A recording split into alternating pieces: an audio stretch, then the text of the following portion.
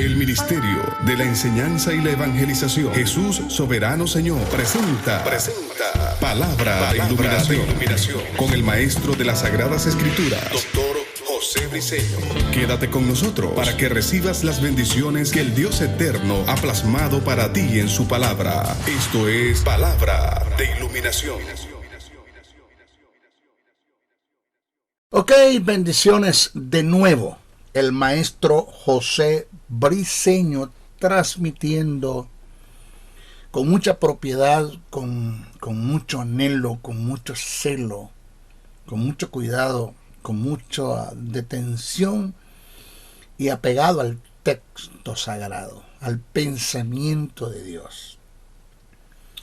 Transmitiendo desde el estado de Texas, la hermosa ciudad de Dallas, para un mundo, por ende, internacionalmente hablando. Estamos transmitiendo,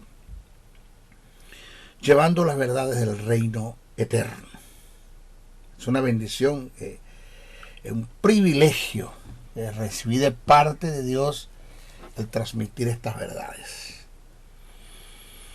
Saludamos a todos los que nos están escuchando a través de este audio imagen en Sudamérica, Centroamérica, Norteamérica, Europa, Asia, Oceanía, aún hasta el continente africano. Nos están escuchando, nos han escrito. Recibí una llamada de Washington, D.C., de un hermano pastor, haciéndome una invitación. Creo que cuando pase esto de esta maldición del coronavirus, vamos a estar viajando a Washington, D.C. para dar unas conferencias allá. Y a muchas ciudades y muchos estados acá en el norte que me han llamado, pero no podemos movernos por la situación en la que está la nación. Este es nuestro estudio número 11 en relación a la cristología, el tema que estamos desarrollando, cristología. Lo denomino cristología de alta crítica porque son las críticas que hemos tenido, pero wow, y no constructivas, porque no hay críticas constructivas. Todas las críticas que se hacen son para destruir, para acabar, para ustedes contar. Hoy nos toca hablar en nuestra clase número 9. Hablamos acerca de lo que es la propiciación, que es el propiciatorio, y explicamos bien a Jesús como el propiciatorio, como aquella etapa del arca del pacto, el propiciatorio humano, como aquella etapa del arca del pacto sobre quien se derramó su propia sangre, sobre quien cayó la ira de Dios. El mundo, ya Dios no tiene problemas con el mundo, en el sentido de que Dios tiene ira, enojo, y que Dios va a estar mandando terremotos, tsunamis, huracanes, fuegos y virus, para ustedes contar, como muchos lo han venido enseñando y mal enseñando, porque eso no es enseñanza, eso es exponiendo unas mentiras que no tienen nada que ver con el reino, que es una maldición, que son influenciados por el mismo diablo para hablar esas cosas, porque no conocen el carácter de Dios. Como no conocen a Dios en tiempo de gracia, que el Dios de la gracia no es el mismo Dios del Antiguo Testamento. Dios cambió en la cruz del Calvario. Pero que Dios no cambia, pero Dios cambió. Ya Dios no es el Dios de Tiro, de Sidón, de Sodoma y de Gomorra, que va a estar mandando fuego, huracanes, terremotos y para ustedes contar. Como para llamar la atención de la gente. Dios no hace eso. Dios tiene la iglesia, que debe tener el mensaje de la reconciliación, que anuncia la paternidad, el amor, la compasión, la misericordia, la gracia, el perdón de Dios. Y aunado a eso, como complemento principal, tiene al Espíritu Santo, convenciendo al hombre del estado de pecado en el que se encuentra, con el mensaje de la paternidad, de las buenas nuevas, del evangelio, de las buenas nuevas de salvación, que la iglesia debe tener.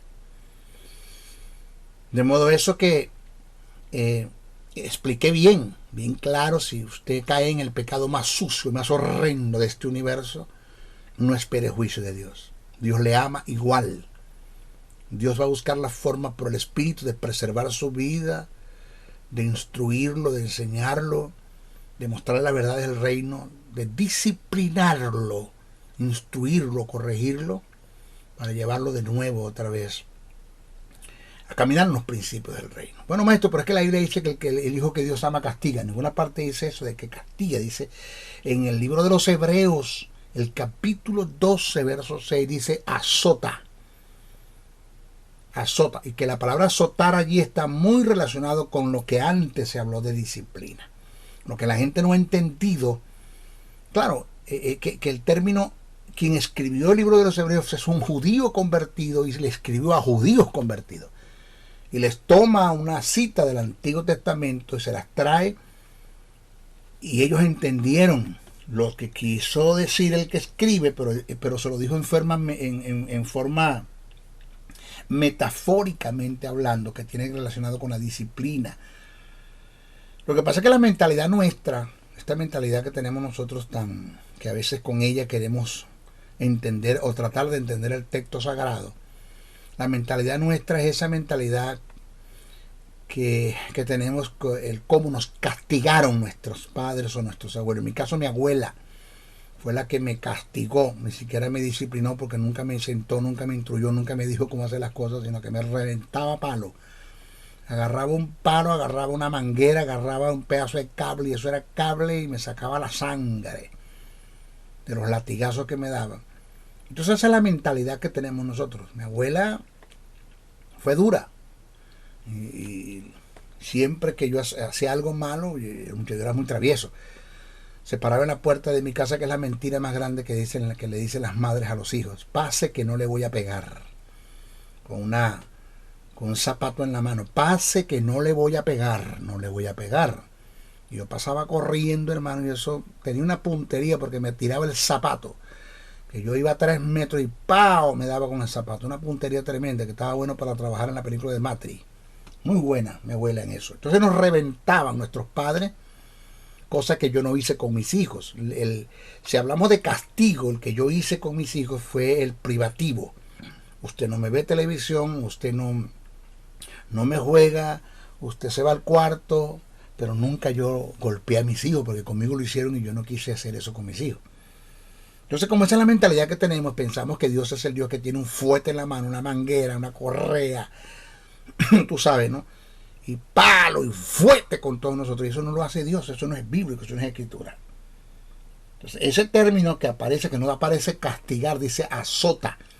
Dice: el hijo que Dios ama, disciplina y azota. Y el azote lo da en forma metafórica, que está relacionado con la disciplina, con el término nombrado arriba. Está muy relacionado con la disciplina, que es aplicable por el Señor, y que lo hace totalmente en amor. Por eso dice el hijo que Dios ama. No dice el hijo que Dios ama lo revienta a palo. No dice el texto así. No dice el hijo que Dios ama lo revienta a palo. Eso no lo dice el texto sagrado. Porque si te ama, o te revienta, una de las dos. Pero bueno, pero no entendemos que el que escribió eso fue un judío convertido a judíos convertidos. Y él siempre le da en el sentido de la disciplina, el método judío que se aplicaba con azotes, tal como se describe en el Mishnah, que se hacía con 3 tiras de cueros, recibiendo el reo 13 azotes en el dorso, en el lomo, en la espalda, totalmente desnudo. Y esa es la mentalidad con que escribe el Hebreos 12:6. Pero no es lo que quiere decir el texto sagrado. ¿Okay? Ahora, tú caes en el pecado más sucio, el más horrendo de este universo, Dios te va a disciplinar, te va a corregir, va a buscar la forma de cómo instruirte, pero no reventarte. ¿Ok?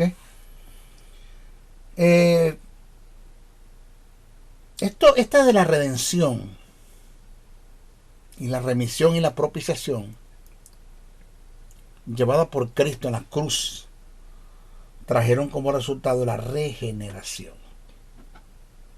Ese término regeneración indica llevarte al género original que tenías antes de caer en Adán. Presta atención a estas expresiones. Sin la posibilidad de volver a caer en dicho estado. Y eso está confirmado. Pablo lo dejó escrito en el libro en la carta que escribe a Tito, el capítulo 3 del verso 5. Vaya y léalo. Eso indica regeneración. Es llevarte al género original que tenías antes de caer en Adán, sin la posibilidad de volver a caer en dicho estado. O sea que una persona que ha sido regenerada porque aceptó el plan de salvación, entendió lo que es redención, los tipos de redención, entendió lo que es remisión, entendió lo que es propiciación, todo eso que se dio en la cruz del Calvario, en Cristo Jesús, derramando su sangre a precio de dolor, clavos, coronas, heridas fuertes, flagelaciones, Via Crucis, todo eso desde Getsemaní, un sufrimiento total. Yo acepto el plan de salvación que Dios me presenta, me lo oferta, me hace una invitación. Acepto eso, pues en mí se da lo que es la regeneración. Vuelvo otra vez al estado original en la que estaba antes de caer en Adán. Pero oiga esto, sin posibilidad de volver a caer en dicho estado.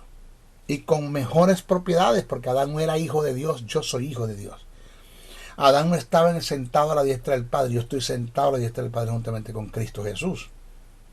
Adán no tenía los privilegios que yo tengo. Yo soy superior.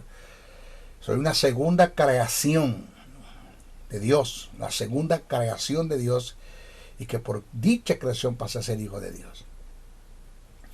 Regeneración viene del griego palingenesia, que indica hacerte de nuevo. La regeneración negativamente no es aplicable al remiendo o a la reestructuración. Somos nuevas criaturas, nunca antes habíamos existido para Dios. Presta atención, por esta causa, el término nuevo que aparece en el texto originalmente en el griego koiné, cosas que no toman en cuenta lo que estudia las escrituras. Pero cuando nosotros estudiamos las escrituras, pues siempre cuando nosotros leemos Biblia, los que leen Biblia solamente leyeron nuevo, pero ¿qué término se utilizó el griego allí? Es como el término prueba. Hay dos, doquimazo y peirazo. ¿Cuál es la prueba que se aplica a Dios y la prueba que se aplica al diablo? Pero a mí no me interesa estudiar las escrituras. Lo mío es tener una lectura, subirme al púlpito, decir lo que dice la Biblia, presentar un mensaje hiperliteral o presentar mi propia opinión que tengo yo de las escrituras, que se llama eisegesis, mi propia interpretación. Y por ahí se va todo. Eso es delincuencia dentro de la iglesia, eso es un carnicero dentro de un quirófano. Entregarle un púlpito a una persona que no conozca el texto sagrado, que no sepa estudiar las escrituras, es como entregarle un quirófano a un carnicero. Eso es un desastre, despedazan al pueblo. Entonces, el término nuevo que Pablo utilizó en la segunda carta a Corintios, el capítulo 5, verso 17, cuando dice el que cree en Cristo, nueva criatura es. Ese término nuevo, para hacer referencia al nuevo nacimiento, es kaino. K-A-I-N-O-S. Kaino, no es neo. Porque cuando usted consigue el término neo del griego koiné en el texto sagrado, ese término neo, aunque aparezca en nuestra Biblia como nuevo, igual que el kaino como nuevo, no se define, no se distingue. Pues el término nuevo es reestructuración. Es cuando yo envío un colchón a la colchonería y lo reestructuran y me lo traen. El colchón nuevo no es el mismo, pero lo reestructuraron. En Dios nosotros no somos un remiendo, nosotros no estamos remendados. En Dios no existe la reestructuración.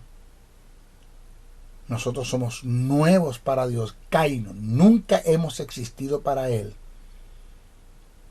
Porque ese término, kaino, K-A-I-N-O-S, kainos, que indica lo que viene a ser por primera vez. Ese término nuevo es el que se utilizó cuando el que escribe en Apocalipsis dice que se cantará un cántico nuevo, kainos. Vi cielo nuevo y tierra nueva, kainos. La nueva Jerusalén, kainos.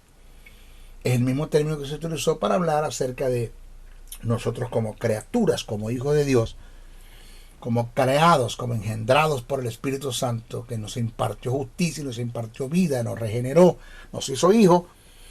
Somos nueva criatura. Nunca hemos existido para Dios. Somos regenerados con unas propiedades que no nos permiten nunca volver al estado de Adán caído. Estamos en el estado de antes de Adán caer y con mejores propiedades, con mejores beneficios. De modo que cuando usted le dice a su líder o su pastor, cuide la salvación, eso no sabe lo que está diciendo.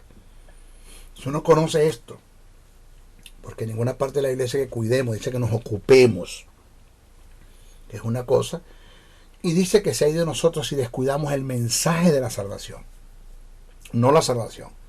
Porque si la salvación tiene que ver con nuestro cuidado, señores, esto es una pobre salvación, es endeble, es superflua, es variante, es variable, se pierde por lo que sea. Es más, lo vamos a perder, porque si esto depende del cuidado nuestro, señores, aquí no se salva nadie. Kainos tiene que ver con lo que nunca ha existido. De modo que nosotros no tenemos pasado para Dios, pero preste mucha atención que lo que le voy a explicar ahora, después que termine de presentar este párrafo, quiero explicarle algo.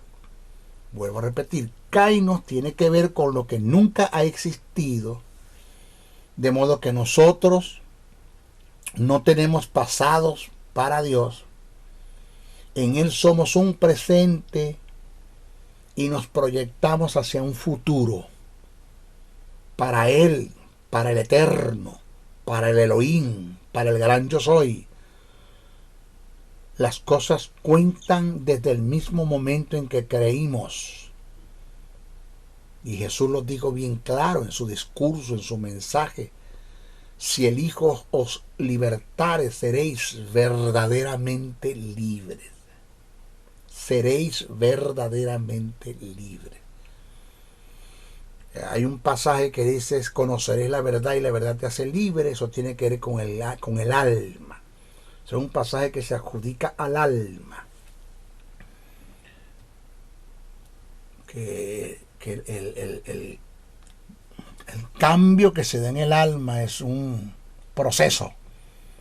Que es la santidad que se da en el alma es un proceso, pero la santidad que se da en el espíritu es un suceso. Se hace Dios. Eso tiene que ver con el alma. Conoceré la verdad y la verdad te hace libre, pero cuando dice si el Hijo libertare, seréis verdaderamente libres. Tiene que ver con el espíritu. Ahora, esto me llamó la atención cuando dice verdaderamente. Ese término verdaderamente me llamó a mí la atención. Y me puse a estudiarlo y me acordé, y lo quiero explicar de esta forma para que usted lo agarre. Porque dice verdaderamente libre. No dice si el Hijo libertare seréis libres, sino verdaderamente libre. Resulta que desde el punto de vista jurídico, hablando de la justicia terrenal, en relación a una persona que haya sido juzgada y que se le haya dado un veredicto de culpable y se le haya dado una sentencia de 30 años de cárcel, como pasó de verdad con un individuo donde él tenía un modus operandi de tomar a las mujeres, violarlas y estrangularlas. Este hombre mató un sinnúmero de mujeres y lo enviaron a la cárcel por 30 años. Pero al fin él sale a sus 30, cumpliendo los 30 años de cárcel. La noche que él sale, él se encierra en su habitación a celebrar su salida, su libertad. Y se consumió una botella de alcohol, se quedó dormido. Como unos 2 o 3 días después es interceptado por una unidad policial, móvil policial. Preso, detenido preventivamente, lo llevan a la corte, es juzgado por el caso de que cuando él sale de la cárcel se consigue un caso similar al de él. Una mujer violada, estrangulada, y lo juzgan con derecho a la defensa y no tiene una coartada. Porque esa noche él se encerró en su casa, no hay testigos que puedan dar testimonio, por ende, de que sí, de que el que él estaba allí. Como no tiene una coartada, pues fue otra vez a la cárcel. ¿Por qué? Porque él tiene unos antecedentes libres o abiertos, debo decir. Corrijo, tiene unos antecedentes abiertos para el Estado. Y para el Estado, aunque no haya sido, él fue. Porque él es libre, pero no es verdaderamente libre. Él es libre, pero no es verdaderamente libre. Como hay otro caso donde hay unos que le dan libertad condicional, pero tiene que estarse presentando en el jurado, en el tribunal, de cada 30 días, de 15 a 15 días, dígase. Otros le colocan un grillete, porque son libres, pero no son verdaderamente libres. En Jesús, es lo que quiere decir el texto. Nosotros, lo que está escrito en el texto sagrado como nuevas criaturas,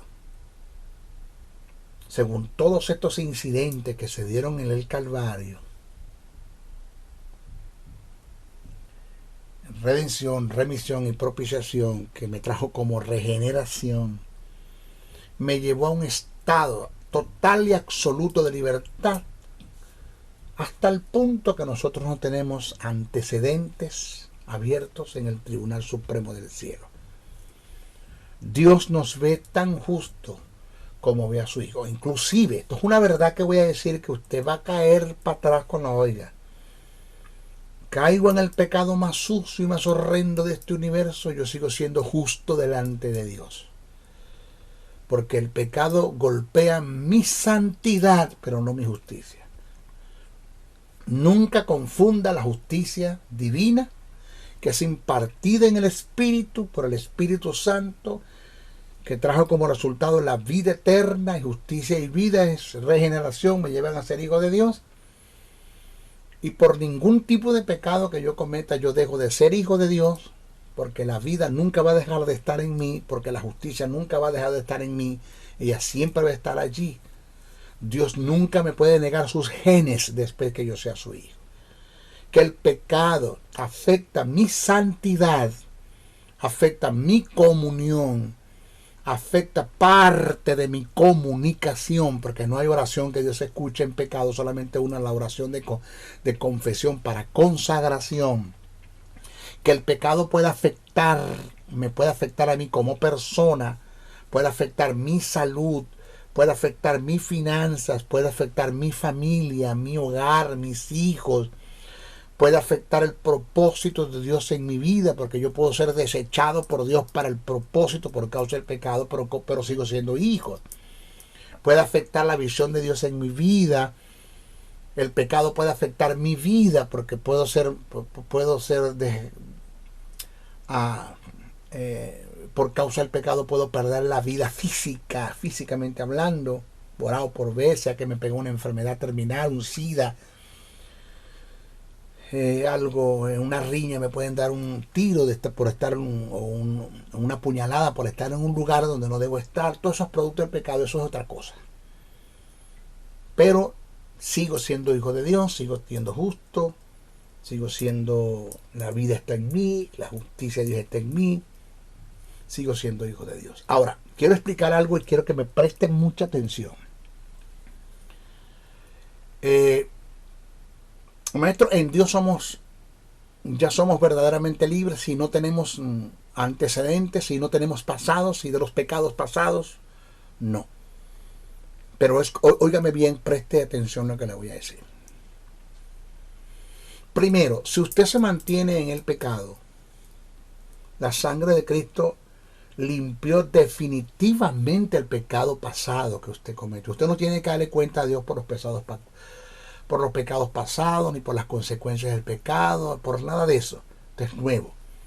Pero después que usted acepte el plan de salvación y pasa a ser hijo de Dios, desde ese momento en adelante, usted tiene que tener mucho cuidado con los pasos que das, cómo caminas, porque estamos caminando en un piso de vidrio con zapatos de plomo, el cual usted da un paso mal dado, usted no sabe dónde va a caer. Usted tiene que ser muy disciplinado, muy medido con los pasos que da. Porque usted comete un pecado y usted pide perdón, pues usted es perdonado. Abogado tenemos que es Cristo y la sangre nos limpia el pecado que cometemos actualmente. Pero la sangre de Cristo, oído, limpia el pecado, resuelve el problema del pecado, pero no resuelve las consecuencias del pecado. Es decir, conozco de gentes que son hijos de Dios, tienen justicia, tienen vida, y por estar en un lugar donde no deberían estar, tuvieron un incidente, un accidente, una riña. Conozco un hermano muy querido donde tuvo un momento, lo que llaman descarriarse, se apartó de las verdades del reino, no de Dios, porque Dios está allí con él, Dios nunca se aparta de él, el Espíritu mora en él. Se apartó de las verdades del reino, no dejó de caminar en esas verdades, le dieron un tiro en la columna y quedó inválido. Hoy está en una silla de ruedas. Eso es una consecuencia que por causa del pecado, yo no tengo problemas con creer de que Dios lo puede levantar de la silla, pero hasta ahora no lo he hecho. Eso está allí. Por causa del pecado puedo perder mi familia, perdí un hogar, perdí mi relación con mis hijos, esa relación tan linda que tenía con mis hijos, eso perdí. Hay cosas que se pueden perder por causa del pecado que no las vas a restaurar. Oído. Pero por esas consecuencias que no has podido restaurar, porque el problema no es pecar, que es un problema, que sí lo es, pero no solamente se encierra allí, sino en las consecuencias que se dan por causa de ese pecado, y que cuyas consecuencias no puedes restaurar, le tienes que dar cuentas a Dios en el tribunal, en el Vimá de Cristo. Tú vas a ser juzgado por Jesús personalmente. El problema es que nosotros no hemos estudiado la doctrina de los juicios. La Biblia te presenta 5 juicios: el juicio de la nación de Israel, el juicio de los gentiles, el juicio de los ángeles caídos, el juicio del gran trono blanco y el juicio de la iglesia, que es el Vema o Vimá, que es el tribunal de Cristo. La iglesia va a pasar por un tribunal, donde después del tribunal van a haber unos resultados, que vas a recibir unos galardones, y después de esos galardones vamos a las fiestas, a las bodas del Cordero. Después de las bodas del Cordero vamos a la cena de las bodas, y después de la cena de las bodas vamos a la fiesta de las bodas, que es el milenio. Esto es escatología, esto no se enseña en la iglesia. Pero cuando usted esté frente a Jesús, que Él es el que te va a juzgar, no es Dios, ni es el Espíritu Santo, ni es la suegra, nada. Jesús personalmente es el que te va a juzgar. Él te va a decir, él te va a decir que le des cuenta, primero, por el tiempo que tuviste en el pecado, porque otra de las cosas que hay que tomar en cuenta, que yo puedo estar, si yo estoy en el pecado 10 años y me arrepiento y vengo al Señor, pues Él me perdona los 10 años, los pecados que cometí en los 10 años, pero los 10 años que tuve en el pecado le tengo que dar cuentas a Él. O sea, ese tiempo perdido, donde Dios no pudo desarrollar sus kairos en mí, porque no fui un buen administrador de los cronos. Eso de que usted le diga, Señor, cumple tus kairos en mí, Dios te va a decir, sé un buen administrador del cronos, porque si tú no eres un buen administrador del cronos, yo no puedo desarrollar mis kairos en ti. De modo que gente se descarriaron 10 años, tuvieron 10 años descarriados, se reconciliaron, borrón y cuenta nueva. No, borrón y cuenta nueva en cuanto al pecado que hiciste, Él te lo perdonó. Pero uno, el tiempo que tuviste en el pecado, tú tienes que darle cuentas al Señor por ese tiempo y eso te restan galardones. Y dos, las consecuencias que se dieron por causa de ese pecado que hiciste, que no lo pudiste restaurar mientras estuviste en la tierra, le tienes que dar cuentas al Señor. Eso de que te fuiste, dejaste a tu esposa por otra mujer, dejaste a tus hijos, te divorciaste y te volviste a casar por allá por fuera y después vienes otra vez reconciliado, pues déjeme decirle, caballero, si usted lo hizo, o dama, si usted lo hizo, déjeme decirle que usted está en un pecado continuo. Usted está en un pecado continuo. Porque el que usted se haya divorciado de su esposa, se haya abandonado a su esposa sin razones verdaderas, razones que presentan las escrituras, no sé, por causa de fornicación o infidelidad sexual. Si usted dejó a esa mujer botado inmoralmente, esa forma tan cobarde de dejar hijos y irse con otra, después venir otra vez reconciliado, aquí estoy con mi nueva esposa y vengo reconciliado y ahora soy apóstol y ella es la apóstol, ¿sí? Porque yo arreglo todo, yo acomodo todo, como que las cosas como en el reino como que funcionan así, ¿ya? Para mí funcionan, para muchos funcionan así, ¿ya? Dios me perdonó y este es mi nuevo hogar. No. En cuanto a Dios se refiere, tu hogar fue el que dejaste. Y mientras tú te mantengas con esa mujer, tú estás en un pecado continuo que nunca será perdonado. No te condenará, porque lo que lleva al hombre al infierno no son los pecados que hace, sino el estado de pecado en el que se encuentra. Y tú fuiste libre del estado de pecado en el que te encuentras. Tú tienes justicia, tienes vida, eres una nueva criatura, con todo y los desastres que hiciste, los desajustes que tuviste. Eso tiene que ver con un desajuste en el alma. No entendiste las verdades del reino, no te ajustaste a ella, no te disciplinaron, no te enseñaron, no te instruyeron. Cometiste ese error, dejaste a tu esposa, te divorciaste, te casaste con otra y vienes a reconciliado, tú estás en un pecado continuo. Porque el texto sagrado, y eso que está en el Antiguo Testamento, pero la gracia es más exigente que la ley, dice que el que confiesa su pecado y se aparta de él prosperará. Punto. Te apartas, prosperas. Así de sencillo. Entonces tienes que tener cuidado con eso, de que eres nueva criatura, sí, en el espíritu. Pero le tienes que dar cuentas a Dios por todos los daños que se den por causa del pecado que estás haciendo. Y más cuando lo haces en forma de premeditación, con alevosía, con planes y proyectos, donde haces planes y proyectos para pecar, haces daño y sabes qué estás haciendo, sabes el daño que estás haciendo. Después de conocer al Señor, le tienes que dar cuentas a Dios por esos daños que se produjeron por el pecado que no restauraste, y le tienes que dar cuenta a Dios por el tiempo que tuviste en el pecado. Por eso es que cuando Zaqueo le dice a Jesús, Señor, le regresaré a esta gente 4 veces lo que me quitó, lo que le quité. Jesús dijo, este hombre entendió lo que es reino, porque esa es la ley de la restitución. ¿Ok? Ahora, según todos estos incidentes que se dieron en el Calvario, mi pregunta es, Maestro, ¿venció Jesús al diablo en la cruz del Calvario?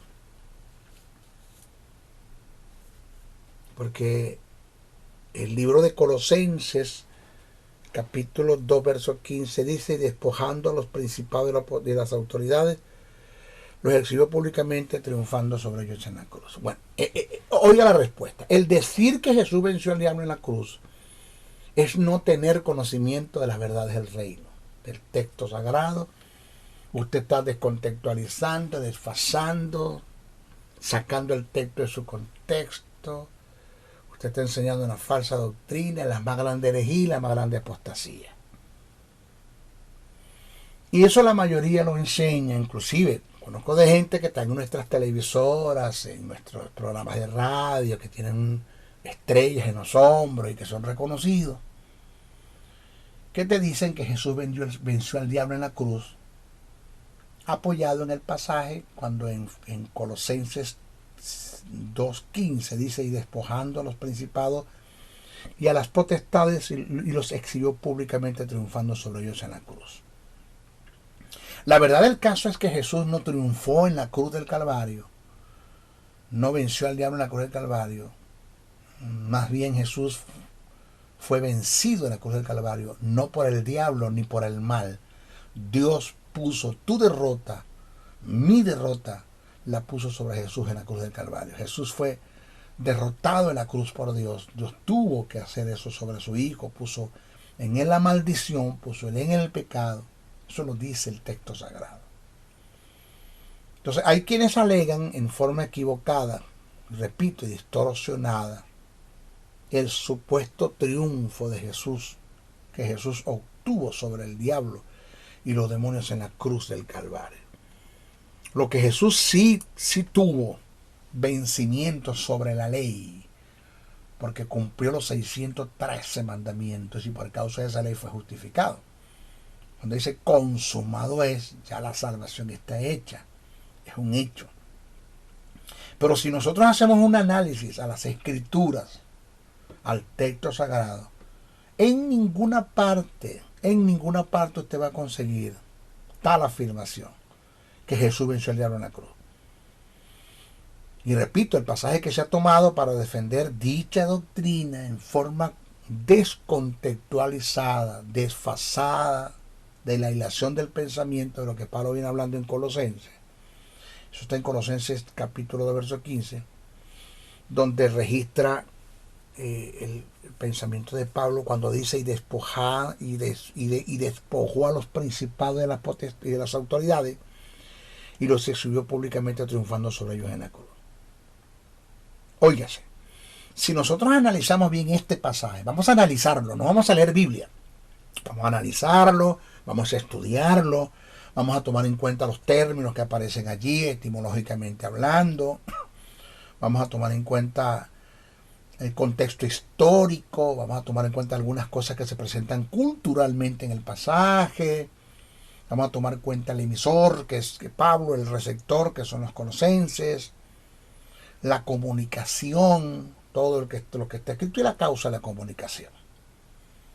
¿Sí? No vamos a leer Biblia, vamos a estudiar. Si nosotros analizamos bien este pasaje, Colosenses 2:15, haciendo un estudio exegético, Pablo no está haciendo referencia a los poderes de las tinieblas en una forma directa cuando hace mención principados y potestades. Vamos a ver de qué principados y de qué potestades Pablo está hablando. Si analizamos bien el pasaje, tomando en cuenta la hilación del pensamiento y el fondo cultural, nos podemos percatar de que Pablo se está refiriendo a quienes representaban la ley. Esto es el Sanedrín.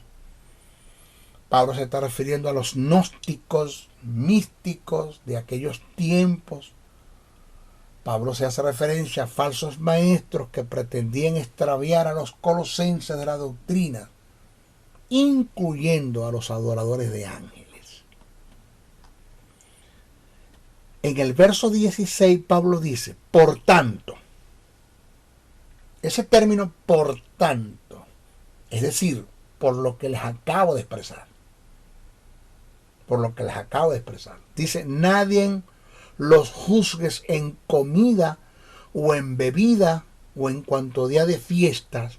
Cuando dice día de fiestas, son fiestas anuales. Luna nueva, tiene que ver con observaciones mensuales. O en día de reposo, que está hablando del sábado, observación semanal. Como maestro, yo le hago una pregunta. ¿Tienen que ver los demonios? ¿Tiene que ver el diablo las tinieblas con tales costumbres? De ninguna manera. De ninguna manera. Por eso es que nosotros entendemos claro que aquí está hablando es del Sanedrín, se está refiriendo al Sanedrín, a los gnósticos, místicos, a los falsos maestros que pretendían desviar a los colosenses la doctrina, incluyendo adoradores de ángeles. Más que todo se centra al Sanedrín, que querían hacer actos de proselitismo de los gentiles que se convirtieron en el Evangelio. Entonces me vuelvo a hacer la pregunta, ¿tienen que ver los demonios, diablos, las tinieblas con estas costumbres? De ninguna manera. Por eso es que no está hablando ahí de demonios. Jesús no venció al diablo en la cruz. Jesús no podía vencer al diablo si primero no vence la muerte. El texto sagrado dice, venció el que tenía el imperio de la muerte a través de la muerte, entonces al diablo. Jesús primero tenía que vencer la muerte. Para levantarse de la tumba, del sepulcro, Jesús tenía que ser justificado y vivificado. Que más adelante voy a hablar de la justicia y la justicia de Jesús y la vivificación de Jesús. Ahora, debemos hacer una observación bajo otro contexto y entender que Jesús, al vencer y al despojar a estos personajes, tales como los que representaban la ley, los gnósticos y místicos que le brindaban culto a los ángeles, quedaron al descubierto y derrotados los poderes de las tinieblas que influyen, y es otra cosa, que influyen y operan detrás de estas autoridades. Pero esto no da pie para afirmar que Cristo obtuvo un triunfo absoluto y definitivo sobre los poderes de las tinieblas en la cruz. ¿Okay? Lo que sí es una verdad es que nuestro Redentor obtuvo un triunfo definitivo y absoluto sobre la ley, cumpliendo con las demandas y mandamientos de Dios escritos, para darle paso a la dispensación de la gracia. Y a su vez se cumplieron a cabalidad todas las profecías dadas por los profetas en relación a su obra redentora. Aún muriendo, se cumplió lo escrito por David en los Salmos cuando exclama, tengo sed. Vamos a leer ese salmo mesiánico, Salmo 22. En Juan 19:28 dice, después de esto, sabiendo Jesús que ya todo estaba consumado, dijo, para que las escrituras se cumplieran, tengo sed.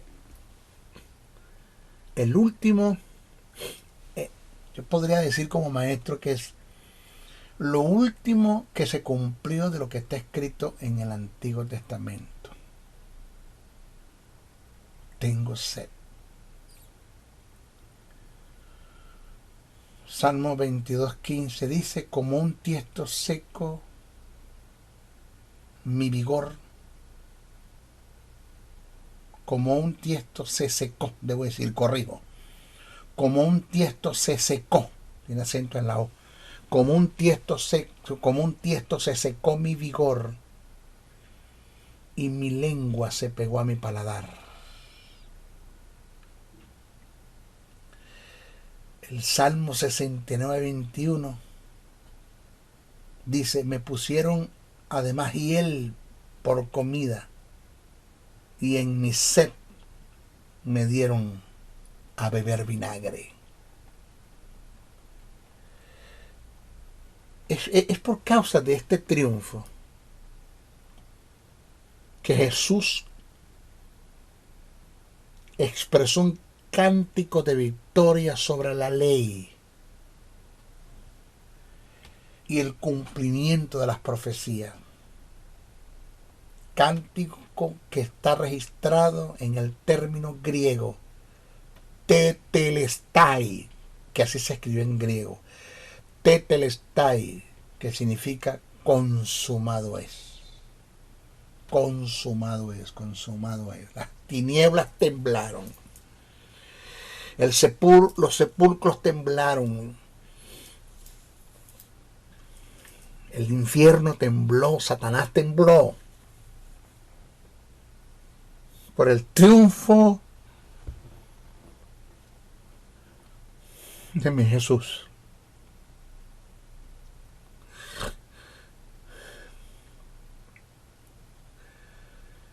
Que alaben todos los ángeles, arcángeles, serafines y querubines a Jesús.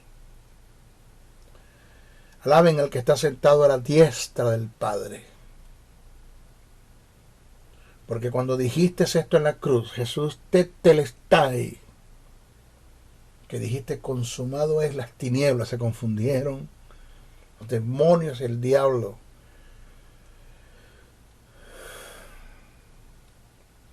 no entendieron hasta el momento que resucitaste. Y esto está registrado en las Escrituras. Vamos a citar el pasaje.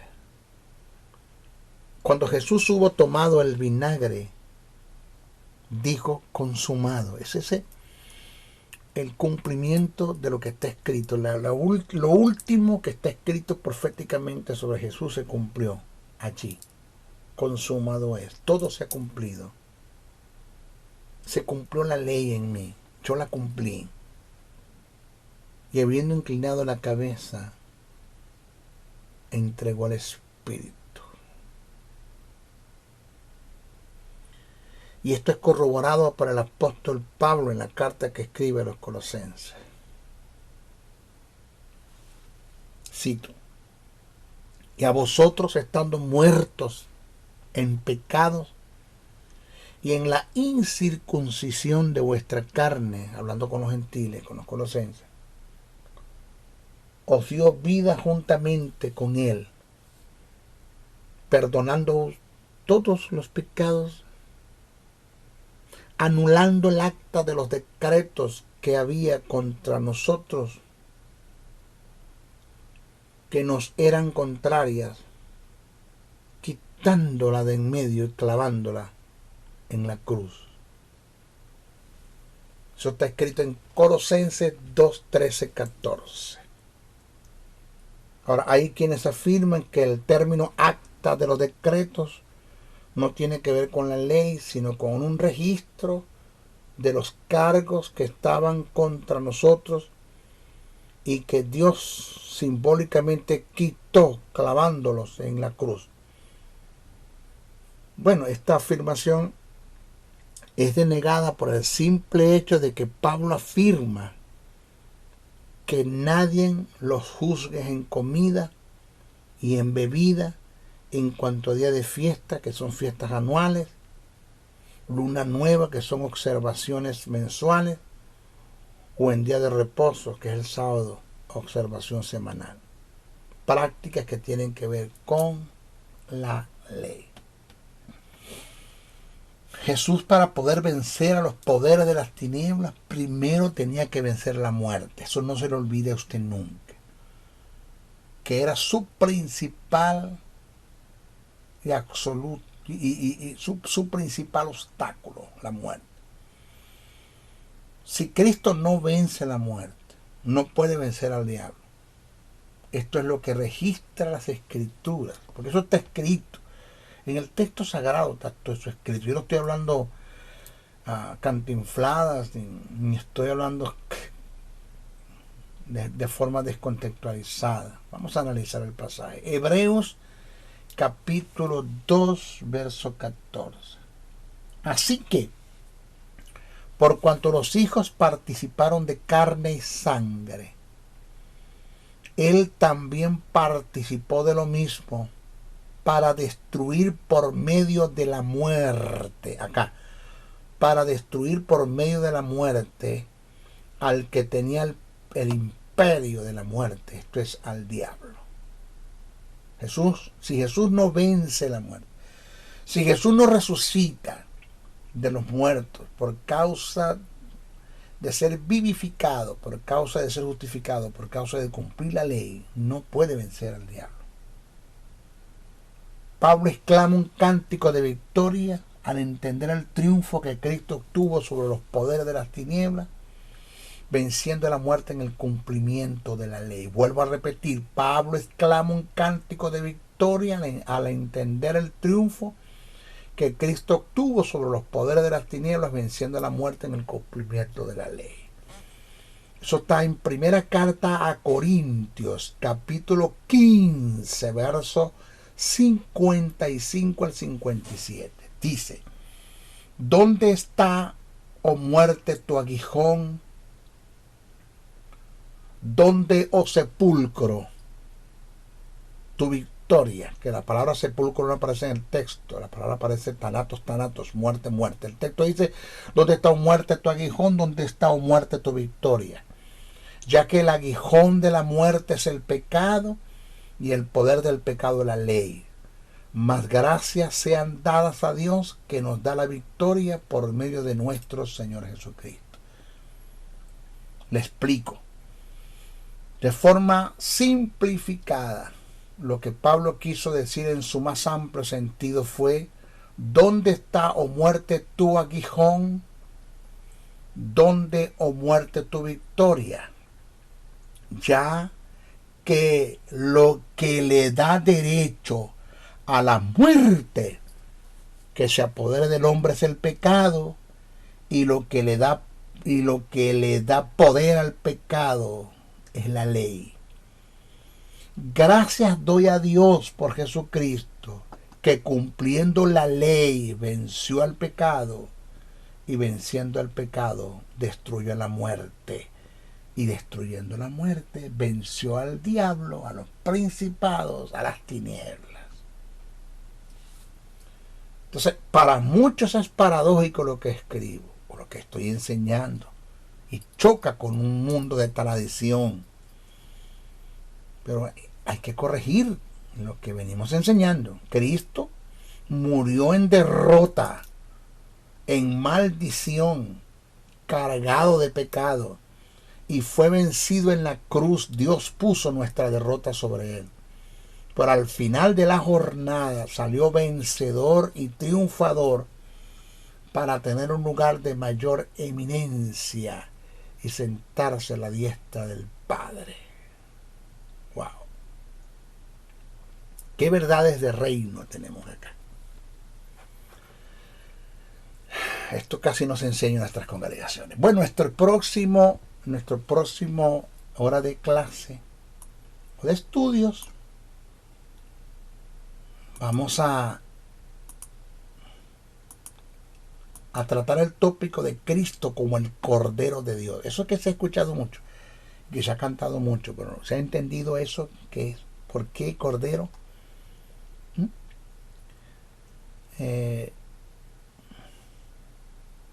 Vamos a estudiar eso en nuestra próxima clase. Se despide el maestro José Briceño, sin antes pedirle, por favor, oren mucho por mí. Muchísimo, mucho, bastante. Cúbranme. Necesito de sus oraciones. Por favor, cúbranme. Doblen sus rodillas y díganle al Padre que me cubra, que me guarde, que me dé vida, que mantenga mis órganos, mi hígado, mi corazón, mis riñones, todo, mi sangre, todo, para que me dé vida. Porque yo no quiero llevarme este legado a la tumba. Oren mucho por mí, oren por mi familia, oren por mi hijo, por mi hija, por mi esposa, por mi familia, oren mucho. Segundo, compartan este mensaje, no lo dejen, por favor, no se queden con él, compártanlo, vamos a compartirlo. Copie, pegue, si usted tiene un canal de YouTube, baje el audio, compártalo. Solo reconozca de quién es, aunque quien no conoce mi voz, que me oye ese Briceño. Gracias a Dios que Dios me dio una voz muy particular.